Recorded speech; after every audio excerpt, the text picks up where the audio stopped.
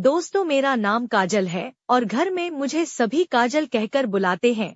हम सिर्फ 2 ही बहनें हैं, जिसमें मेरी बड़ी बहन नीलम की शादी हो चुकी है। मैं दिखने में ठीक ठाक हूँ, इसीलिए जीजू का दिल मुझ पर आ गया। दिखने में तो मेरी दीदी भी कम नहीं है, लेकिन वह कहते हैं ना कि घर की मुर्गी तो दाल बराबर होती है। मैं 20 साल की हो चुकी थी, लेकिन मेरी हाइट ज्यादा नहीं बढ़ी थी, बस 5 फीट से थोड़ी सी ही ज्यादा थी, लेकिन मेरी बॉडी ठीक थी और हम लोग सब गांव में रहते थे, यानी कि मेरे पापा मम्मी और मैं गांव में रहते थे और दीदी शहर में रहती थी, क्योंकि जीजू शेयर मार्केट और ट्रेडिंग ऑनलाइन काम ऐसा ही कुछ करते थे। मैं तो इसके बारे में ज्यादा नहीं जानती थी, मगर वह खूब पैसे कमाते थे। मैं जीजू के साथ फोन पर भी खूब बातें किया करती थी और वह सब कुछ बताते जो वह मेरी दीदी के साथ किया करते थे। मुझे भी उनके साथ यह बातें करके बहुत अच्छा लगता था। कभी कभार तो वह वीडियो कॉल पर मुझसे जिद करने लगते थे कि अपना भी दिखाना काजल कैसी है, इसीलिए मैं उनसे वीडियो कॉल पर बात नहीं किया करती थी, क्योंकि मुझे थोड़ी हिचकिचाहट होती थी। लेकिन जीजू ने मुझे बहुत बार नाग देवता के दर्शन करवाए थे। वह बोलते थे कि कुछ नहीं होता है काजल, तुम तो बहुत शर्माती हो, अब तुम्हारी दीदी को ही देख लो, रोज नाग देवता का पूजा करती है। तभी मैं मुस्कुराते हुए बोलती कि बस करो जीजू, मुझे नहीं देखना है, आप भी क्या दिखा रहे हैं।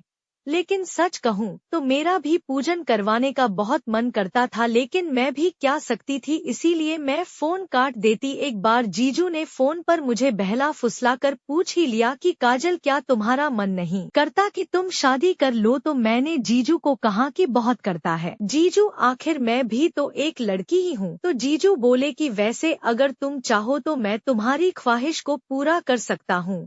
तो मैं बोली कि नहीं जीजू, मगर मुझे अभी शादी नहीं करनी। तो जीजू बोले कि अरे यार काजल, शादी की बात कौन कर रहा है, मैं तो आपको बिना शादी के ही सुखी देना चाहता हूँ। तभी मैंने जीजू से कहा कि चलो ऐसी बात है तो फिर मैं आपको सोच कर बताऊंगी। अगले दिन फिर जीजू ने मुझे फोन किए और पूछने लगे कि क्या हुआ काजल, तुमने बताया नहीं? तो मैं बोली कि जीजू, वैसे मन तो मेरा भी कर रहा है, लेकिन आप मेरे जीजा जी लगते हो, अगर दीदी को पता चल गया तो वह गुस्सा करेंगी। तभी जीजू बोले कि अरे यार काजल, तुम इतना डरा मत करो, कुछ नहीं होगा, मैं कल तुम्हारे गाँव आ रहा हूँ, तुम बस तैयार रहना। लेकिन तभी मैंने जीजू से कह दिया था कि जीजू, मेरे मम्मी पापा हैं, आप मत आना शाम को। मैंने फिर जीजू को फोन किया कि जीजू, मैं सच कह रही हूँ, आप कल मत आना। लेकिन जीजू कहने लगे कि अब तो मैंने मन बना लिया है और अब तो मैं आऊँगा, देखता हूँ तुम कैसे नहीं मानती हो। मैंने बहुत रिक्वेस्ट की, लेकिन जीजू नहीं माने। सुबह 9 बजे तक जीजू गाड़ी लेकर घर आ चुके थे। घर में पापा मम्मी भी थे, तो जीजू उनके साथ बैठकर बातें कर रहे थे और उन्होंने बहाना भी बना लिया था कि मैं जरा काम से आया था, इसलिए सोचा आपसे मिलते चलूं।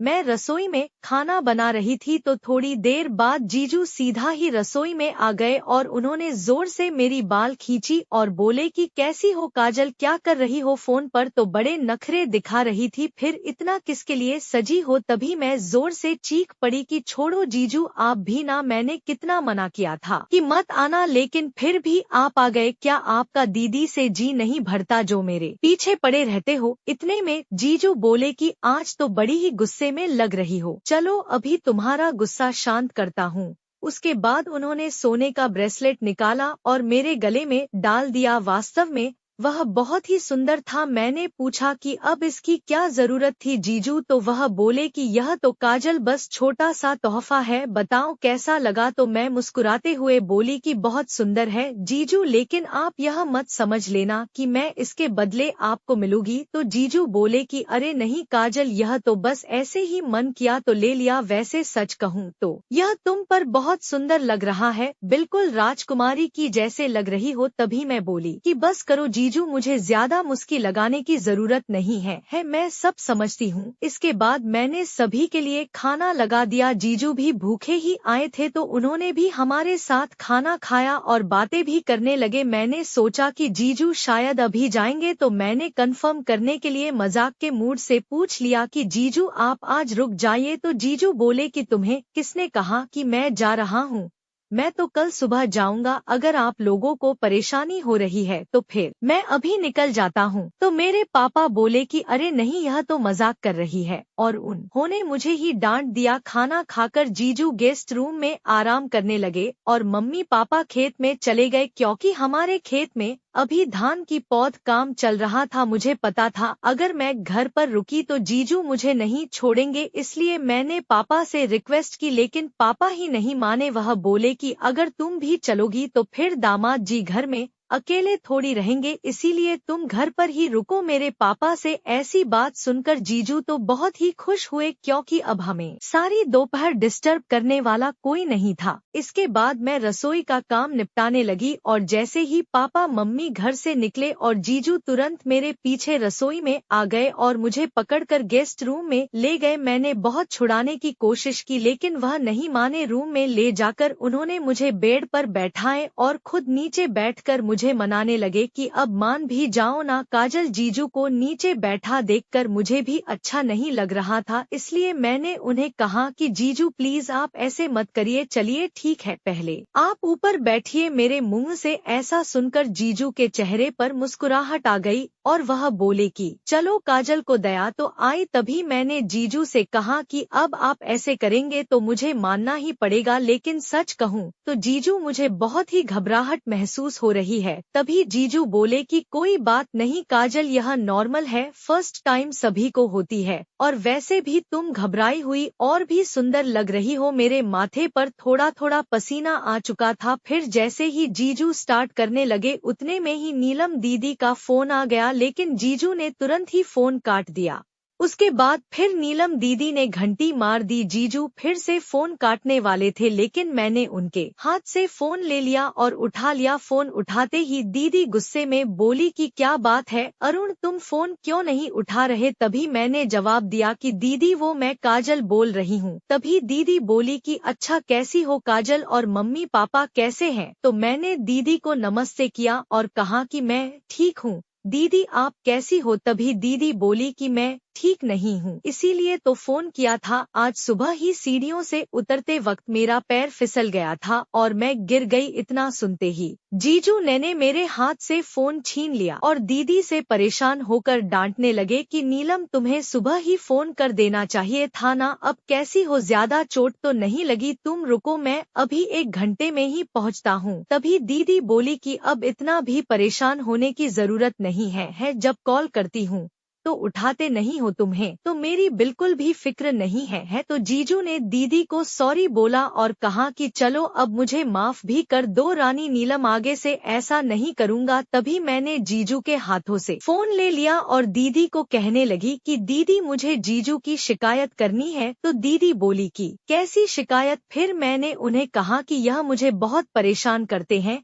हर वक्त छेड़ते रहते हैं, मैं तो इन्हें बहुत ही डांटती हूँ, लेकिन यह मानते ही नहीं, अब आप ही समझाओ इन्हें। तब दीदी बोली कि यार जीजा साली के मामले में तो मुझे मत ही घसीट, वैसे भी यह मुझे भी बहुत तंग करते हैं, इसीलिए इनकी आदत हो गई है। ऐसा कहते ही उन्होंने फोन काट दिया। इतने में जीजू खड़े हो चुके थे और उन्होंने मुझसे कहा कि चलो ठीक है काजल, अब मुझे जाना होगा। तो मैंने जीजू से कहा कि अरे रुको ना, इतनी भी क्या जल्दी है, अब तो मैं भी तैयार हूँ। तो जीजू बोले कि नहीं काजल, तुम समझने की कोशिश करो, नीलम को मेरी जरूरत होगी। मैंने जीजू को बहुत समझाया कि अरे बस आधे घंटे की तो बात है ना जीजू, फिर चले जाना, लेकिन जीजू ने मेरी एक भी नहीं सुनी। तो मेरी भी आंखों में आंसू आ गए और मैंने रोने जैसे आवाज में जीजू से कहा कि प्लीज जीजू, मेरी आंखों में आंसू देखकर जीजू भी भावुक हो गए और बोले कि अरे पगली, रो क्यों रही हो? तभी जीजू ने मुझे बेड पर बिठाया और बोले कि चलो अब मुस्कुराओ। तभी मैंने जीजू से कहा कि जीजू शायद आप नहीं जानते कि मुझे आपसे बातें करना कितना अच्छा लगता है, यह तो मैं आपको तंग करने के लिए मना करती रहती हूँ।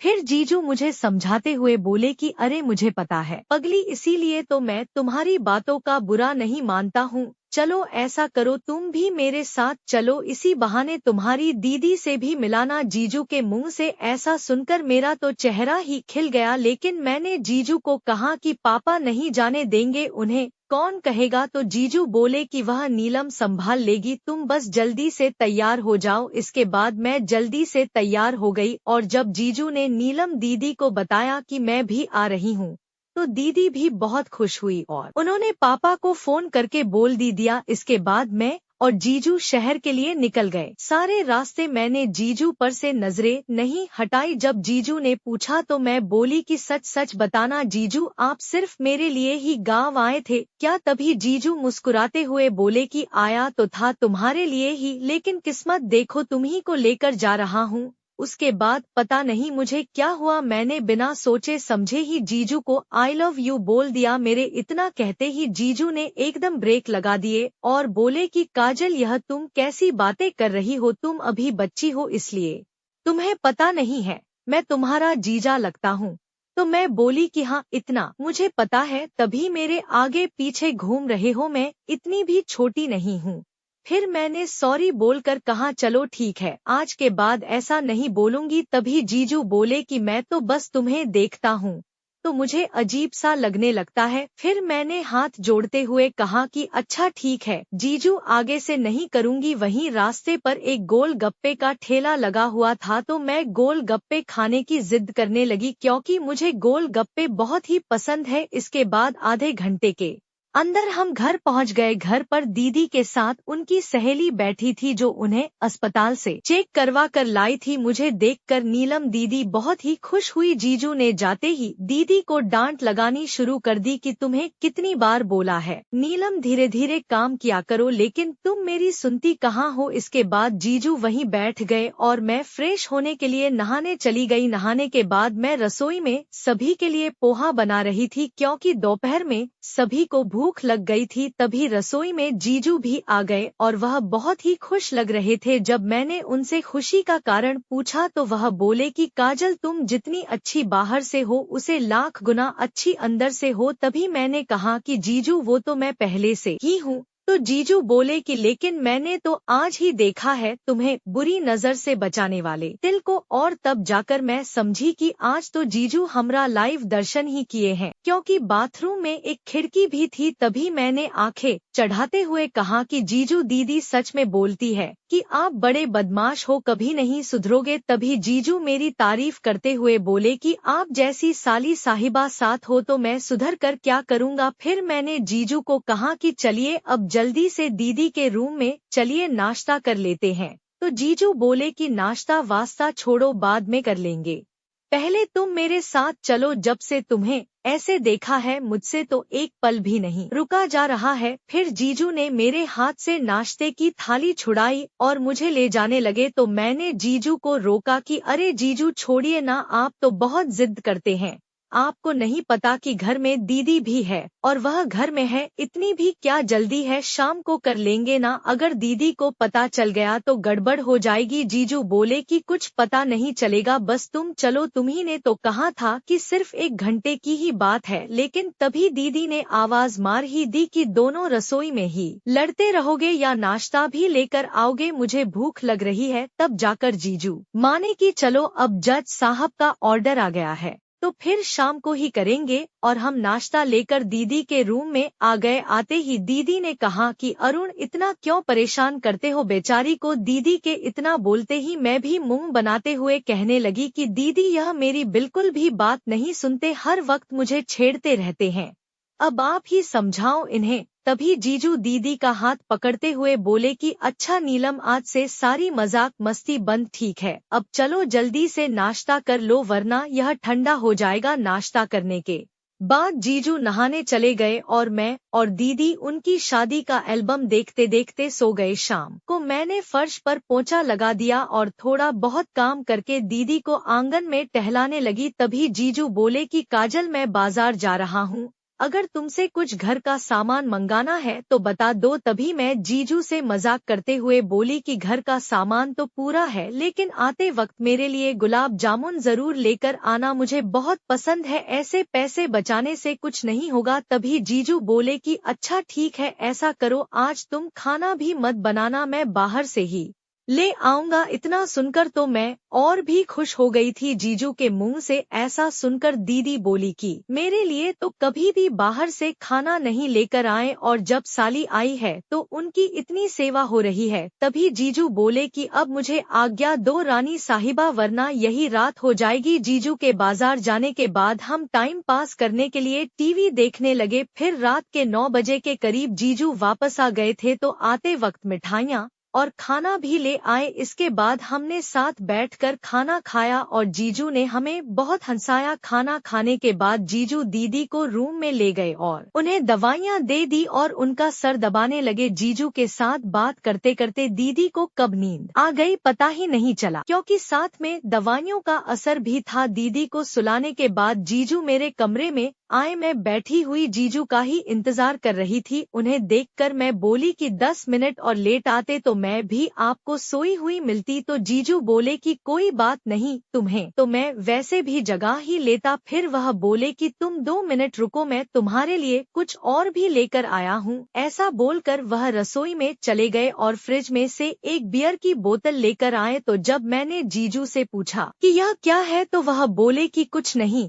बस स्वास्थ्य के लिए अच्छा होती है और थोड़ी सी पी लोगी तो तुम्हें घबराहट भी महसूस नहीं होगी। तभी मैंने जीजू को मना कर दिया कि नहीं जीजू, यह सब मैं नहीं पीऊंगी। अगर आपको नहीं लेनी है तो आप मत लो, मैंने आज तक नहीं पी और पापा भी कहते हैं कि शराब तो सेहत के लिए अच्छी नहीं होती। तभी जीजू बोले कि अरे पगली, तुम कौन से जमाने में जी रही हो, यह तो बस नॉर्मल बियर है, इससे कुछ नहीं होता। और तुमने तो देखा ही होगा कि आजकल की लड़कियां भी पीती हैं। इसके बाद जीजू ने मुझे पिला ही दी। वैसे मेरी फर्स्ट टाइम थी तो थोड़ी अजीब सी लगी थी, लेकिन उसे पीने के बाद सारी घबराहट मानो उड़ गई हो। इसके बाद जीजू ने मेरी पूजा स्टार्ट कर दी। जीजू बोल रहे थे कि हवन कुंड का साइज तो बहुत छोटा है पिया। तभी मैंने जीजू से कहा कि जीजू, यह तो और भी अच्छा है ना, पुजारियों को छोटा हवन कुंड ही पसंद आता है। इसके बाद जीजू ने 1 घंटे तक पूजा की और उसके बाद थक गए। जीजू ने गंगा जल मेरे ऊपर ही छिड़क दिया था, इसलिए मुझे नहाना पड़ा। मैंने जीजू को बोला भी कि कम से कम इसे तो ऊपर ना छिड़का देना, तो जीजू बोले कि क्या करूं, काजल गिर गया। इसके बाद जीजू अपने कमरे में चले गए और मैं नहाकर सो गई। रात को तो मुझे इतना पता नहीं चला, लेकिन सुबह मुझे पता चला क्योंकि मुझे मीठा मीठा दर्द हो रहा था। इसके बाद मेरा और जीजू का रोज का काम हो गया था। हमें पूजा किए बिना नींद ही नहीं आती थी। उधर दीदी भी बीमार थी तो जीजू भी मेरे ऊपर डिपेंड हो गए थे। मैंने 10 से 15 दिनों तक जीजू के साथ खूब मजे किए और इतने में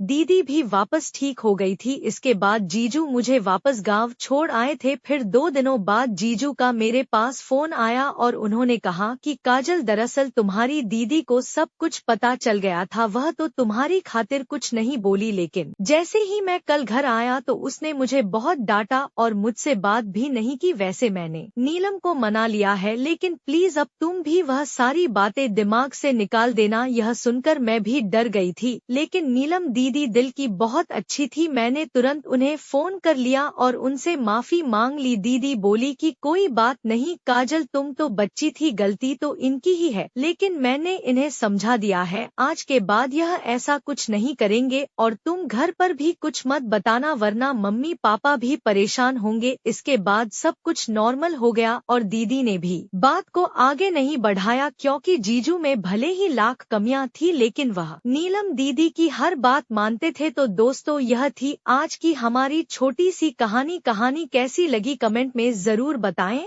और चैनल में पहली बार आए हैं तो चैनल को भी सब्सक्राइब करें। ऐसे ही आगे रोमांचक कहानियां सुनने के लिए चैनल को सब्सक्राइब करें। फिर मिलते हैं एक नई स्टोरी में। धन्यवाद।